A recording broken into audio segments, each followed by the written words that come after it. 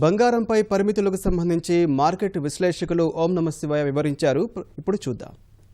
Ornament మనం చూసామంటే ఆ మోడల్ కానీ అది కానీ చూడగానే మనకు అర్థమవుతుంది చాలా పాతదా కొత్తదా అని తెలుస్తుందండి. కాబట్టి దాని గురించి పెద్ద ఇబ్బంది ఉంటుందని నేను అనుకోవట్లేదు.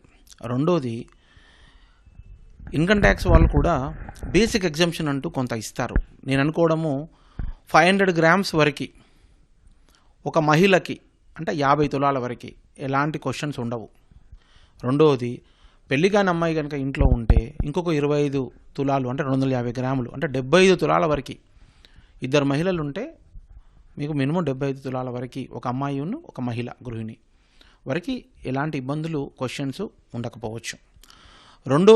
మూడో విషయం ఏంటంటే, ఇది ఎప్పుడు వస్తుందంటే మీకు ఎవరన్నా మీ ఇంటి మీద కానీ మీ షాప్ మీద కానీ మీ దగ్గరికి సెర్చ్ కోసమో రేడ్ కోసమో వచ్చినప్పుడే ఇది వీలవుతుంది. సెర్చ్ కోసము రేడ్ కోసము ఎవరి దగ్గరికి వెళ్తారు? పెద్ద పెద్ద వాళ్ళ దగ్గరికి వెళ్తారు. కానీ మిడిల్ క్లాస్ పీపుల్ కానీ లేదా సామాన్యమైన మనుషుల వరకు వచ్చే అవకాశము లేదు. కాబట్టి దీని గురించి అంతగా బెంబేలు ఎత్తాల్సిన పని లేదండి. గైడ్ లైన్ ఎప్పుడు కూడా గవర్నమెంట్ సర్క్యులర్ కానీ ఒక నోటిఫికేషన్ కానీ ఎప్పుడు కూడా ఎలా ఉంటుందంటే వాళ్ళు ఏదైనా పట్టుకునేటట్టుగానే ఉంటుంది. దాని అర్థము మనం జాగ్రత్తగా చేసుకోవాలి. పాత బంగారానికి మీరు పన్ను కట్టాల్సిన అవసరం రాదు. మీరు పట్టుకున్నా పెద్ద ఇబ్బంది ఉండదనేది నా పర్సనల్ అభిప్రాయం అండి. ఆడిటర్లు ఉంటారు, మీ ఆడిటరు తప్పకుండా హెల్ప్ చేస్తారు. ఎలాంటి ఇబ్బంది ఉండదు.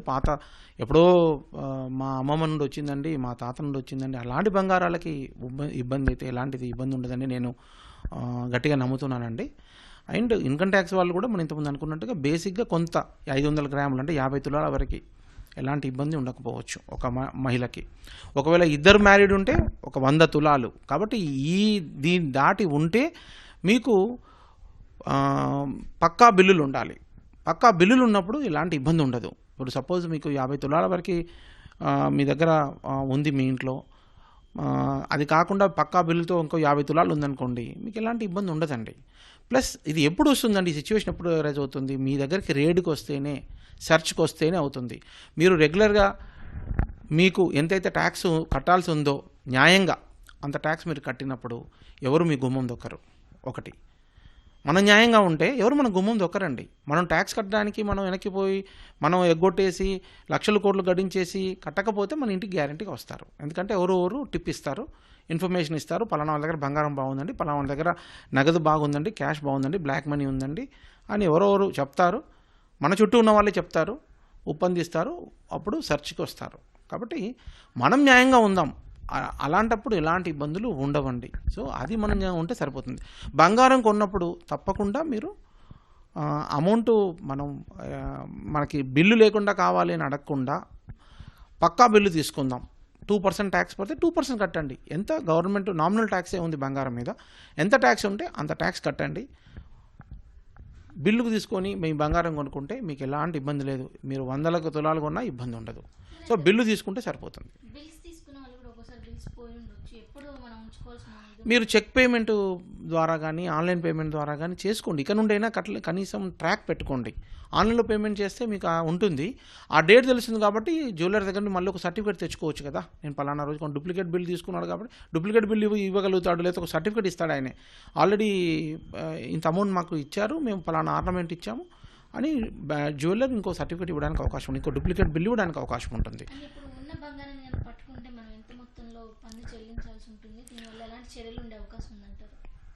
అంటే నార్మల్ పీపుల్ వరకు, middle class, lower middle class వరకు అయితే ఎలాంటి ఇబ్బంది ఉండదండి. 50 తులాలు మించి ఇంట్లో ఒక ఆడ ఉంది, గృహిణి ఉంది, తల్లి ఉంది, 50 తులాల కన్నా మించి ఉంటే దానికి సరిగా మీరు బిల్స్ ఉండేట్టుగా మనం ప్లాన్ చేసుకుంటే సరిపోతుంది. 50 తులాల వరకు అయితే ఎలాంటి ఇబ్బందులు ఉండవు. అది తరతరాలు వచ్చిన పాత బంగారం అయితే పెద్ద ఇబ్బంది ఉండదు. మనం చూపించవచ్చు. ఇప్పుడు చూడండి, ఇది పాత బంగారం అండి, కొత్తది కాదు. చూడగానే ఆర్నమెంట్ చూడగానే అర్థమైపోతుంది కండి పాత బంగారం. మా ఇంట్లో కూడా ఉంది, ఒక 20 తులాల బంగారం ఉంది, పాతది, ఒకటే సింగిల్ పీస్, ఓల్డ్. అది చూడగానే తెలిసిపోతుంది, ఇది 50 ఏళ్ళ కింద 40 ఏళ్ళ కింద ఆర్నమెంట్, ఇది ఈరోజు కాదు అని తెలిసిపోతుంది. కాబట్టి నేను అనుకుంటాను అంత భయపడాల్సిన పని లేదు. ఫస్ట్ ఇక నుండి మీరు కొనే బంగారం జాగ్రత్తగా బిల్స్లో తీసుకొని, తర్వాత పేమెంట్ మీరు ఆన్లైన్లో కానీ చెక్ ద్వారా కానీ డీడీ ద్వారా కానీ ఇలా పేమెంట్లు మీరు చేసుకుని ప్రూఫ్స్ ఎవిడెన్స్ పెట్టుకున్నప్పుడు ఇబ్బంది ఉండదు. ప్లస్ మీ ఇన్కమ్ టోటల్ ఇన్కమ్ ఏదైతే ఉందో దానికి పన్ను కట్టండి. న్యాయంగా ఎంత కట్టాల్సి వస్తే అంత పన్ను కట్టండి. ఎందుకంటే ఈ పన్ను న్యాయంగా కట్టినప్పుడు మీ దగ్గరికి ఎవరూ రారండి. ఈరోజు ఇన్కమ్ ట్యాక్స్ పరిస్థితి ఏంటంటే డిపార్ట్మెంట్లో 30-35 వేల ఆఫీసర్ల కన్నా ఎక్కువ లేరండి. వాళ్ళు 125 కోట్ల మంది దగ్గరికి వచ్చి మిమ్మల్ని అడుగుతారు, ఇది చేశారు. పరిస్థితి అసలు జస్ట్ నాట్ పాసిబుల్ అండి, ఇంపాసిబుల్ అది. కేవలం మీ మీద ఎవరన్నా కంప్లైంట్ చేసి ఉప్పందించి మీకు వీళ్ళ దగ్గర ఇంత ఆస్తుందండి, మీకు బినామీ ఇవి ఉన్నాయండి, లేకపోతే వీళ్ళ దగ్గర బ్లాక్ మనీ ఉందండి, లేకపోతే బంగారం ఉందండి విపరీతంగా అని ఎవరన్నా మీకు ఉప్పందిస్తేనే మీ దగ్గరికి వస్తారు.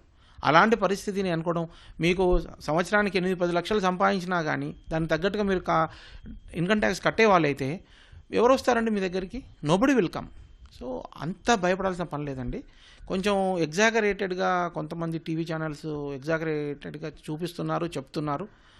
అది నేను అనుకోవడం అది కరెక్ట్ కాదు. మనకు అవకాశం ఆపర్చునిటీ ఇస్తారండి ఆఫీసర్. రేపు నిజంగా మన ఇంటికి వచ్చినా, నిజంగా బంగారం ఎక్కువ ఉన్నా, పాత బంగారం ఉంటే పాత బంగారం అని చెప్పొచ్చండి, తప్పేం లేదు దానిలో. అయితే ఈ డెసిషన్ గవర్నమెంట్ తీసుకునే పాలసీ అనేది ఫ్యూచర్ మీద ఎలాంటి ఇంపాక్ట్ చూపించే అవకాశం ఉంది? ఏం లేదండి, స్లోగా బ్లాక్ మనీ నుండి కంప్లీట్గా వైట్ సిస్టంలోకి వెళ్ళిపోతూ ఉంది. సో రేపు జ్యువెలర్స్ కూడా రేపు అమ్మ మీరు బిల్ తీసుకోండి, వద్దండి మీరు అని జ్యువెలర్స్ చెప్తారు. కొనేవాళ్ళు కూడా ఎందుకు ఈ 2% కోసం మనం తగ్గించుకోవాలి 2% కాస్ట్ అని చూస్తే మొదటికే మోసానికి వస్తుందని భయం ఉంటుంది కదా. కాబట్టి ట్యాక్స్ పే చేసి బిల్ తీసుకొని ఆన్లైన్లో డబ్బులు కట్టి బంగారాన్ని కొంటారు అని నేను అనుకుంటున్నా. స్లోగా ట్రాన్స్ఫర్మేషన్ స్టార్ట్ అవుతుంది. ఎందుకంటే ఇవన్నీ ఎందుకు వస్తున్నాయి, ఈ డిమానిటైజేషన్ తర్వాత చాలామంది బంగారం 40,000, 45,000, 50,000 తులం చొప్పున వాళ్ళ ఓల్డ్ కరెన్సీ పెట్టి కొన్నారు అని చెప్పి చాలా చోట్ల మరి అందరూ చెప్తూ ఉన్నారు. గవర్నమెంట్ కూడా న్యూస్ వెళ్ళింది. కాబట్టి దాన్ని కంట్రోల్ చేయడానికి ఇలాంటి ఒక గైడ్లైన్ తీసుకురావడం జరిగింది.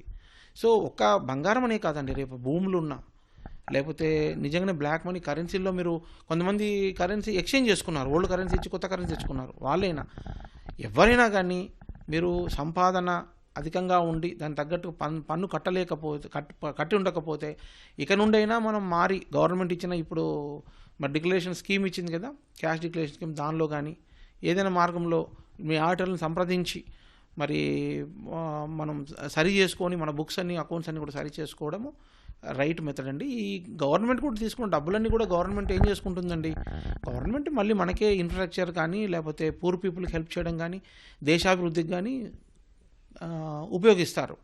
కాబట్టి దీనివల్ల ఎకానమీ వృద్ధిలోకి వస్తుంది. కేవలం 3 కోట్లు 5 కోట్ల మరియు ట్యాక్స్ కడుతున్న 125 కోట్లలో ఎంత దారుణం అండి. అందులో చాలామంది employees, private employee, government employee, వాళ్ళకి టీడీఎస్ చేస్తారు కాబట్టి వాళ్ళు కడుతున్నారు. టీడీఎస్ అయిపోతే వాళ్ళు కట్టరేమో బహుశా. సో అలాంటి ఒక పరిస్థితిలో ఉన్నాం. మరి కనీసం 25 కోట్ల మంది 20-25 కోట్ల మంది పన్ను కట్టాల్సిన అవసరం ఉంది ఇండియాలో. మినిమం నేను చెప్తున్నా. ఈరోజు ఇడ్లీ బండు ఆయన కావచ్చు, లేకపోతే ఒక పాన్ డబ్బా ఉన్న అతను కానీ ఈరోజు లక్షలు సంపాదిస్తున్నారు నెలకి. చాలామంది ఎంప్లాయీస్ కూడా ఆ సంపాదన లేని వాళ్ళు ఉన్నారు. అట్లాంటి వాళ్ళు అట్లా చిన్న బిజినెస్లో కూడా సంపాదించే వాళ్ళు ఉన్నారు. మరి వాళ్ళందరూ కూడా ముందుకు వచ్చి ఎంతో కొంత పన్ను కట్టండి. దేశానికి మీరు సేవ చేసినట్టే పన్ను కట్టండి. మీ దగ్గరికి ఎవరూ రారు. మీరు పన్ను కడుతూ ఉంటే ఎవరు రారు. టోటల్గా ఎగ్గొట్టారనుకోండి, ఎవరన్నా మీకు మీమైనా పడని వాళ్ళు ఉంటారు, ఎవరన్నా ఉప్పందిస్తారు ఇన్కమ్ ట్యాక్స్ డిపార్ట్మెంట్కి, గ్యారంటీకి వస్తారు.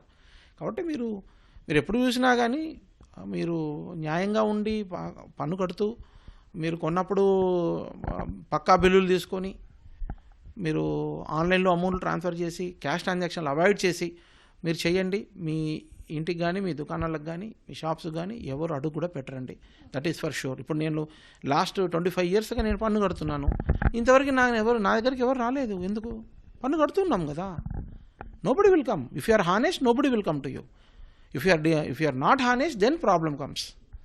అది కాబట్టి అంత వరి అవ్వాల్సిన పని లేదండి. బంగారం పెద్ద ఇబ్బంది ఉండదు. పాత బంగారానికి అంత టైట్గా చూస్తారని నేను అనుకోవట్లేదు. ఇక నుండి కొత్త బంగారాలు ఏవి ఉన్నా కానీ బిల్లులు తీసుకోండి. బిల్లులు 2%, 3% ఎంత ఉంటే అంత కట్టండి. ఎందుకంటే జీఎస్టీ వచ్చాక ఎంత పెడతారనేది తెలియట్లేదు. సో ఏది ఉంటే అది కట్టండి. దేశానికే కదా మనం ఇస్తున్నాము అల్టిమేట్గా. ఇప్పుడు ఈరోజు ఆ ప్రైమ్ మినిస్టర్కో లేకపోతే మినిస్టర్కో ఇవ్వట్లేదు మనం. We're paying it to the government. Economy size పెరిగిపోతుంది. 2 times 3 times ఎకానమీ సైజ్ అయినప్పుడు మరి ఆటోమేటిక్గా భారతదేశం యొక్క పరిస్థితి గ్లోబల్లో చూస్తే ఉన్నతమైన పొజిషన్లో ఉంటాము. ఆటోమేటిక్గా పరిస్థితులు మారిపోతాయి, ఇన్వెస్ట్మెంట్లు వస్తాయి, దానివల్ల చాలా మంచి జరుగుతుంది. కాబట్టి అందరు న్యాయంగా ఉందాం, మరి మోడీకి సహకరిద్దాం. అది మంచి చేశాడో చెడు చేశాడో అనే దానికన్నా ఆల్రెడీ ఇంప్లిమెంటేషన్ చేశాడు మోడీ. మరి దానికోసం అన్ని మైనర్ అన్ని ట్వీకింగ్స్ చేసుకొని అయినా కానీ దాని భవిష్యత్తులో ఇండియా బాగుండాలనే దానికి ప్రయత్నం చేస్తున్నాడు. సో మన వంతుగా ప్రజలు మనం సహకరిద్దాం. సో దొరికి 85% మొత్తం వాళ్ళు లాక్కుని తలనొప్పుల కన్నా న్యాయంగా ఉందాం. ఎంత ట్యాక్స్ అవుతే అంత ట్యాక్స్ కడదాం, హ్యాపీగా నిద్రపోదాం. లేకపోతే నిద్రలేని అది ఎందుకంటే ఎంత సంపాదిస్తే మాత్రం సుఖంగా నిద్రపోలేనప్పుడు there is no point in earning కదా. అందుకని ఒకసారి ఆలోచించి జాగ్రత్తగా అందరికీ మంచిది, పన్ను కట్టండి, సో బిల్స్ తీసుకోండి. ఇది నా సజెషన్ అండి. Thank you.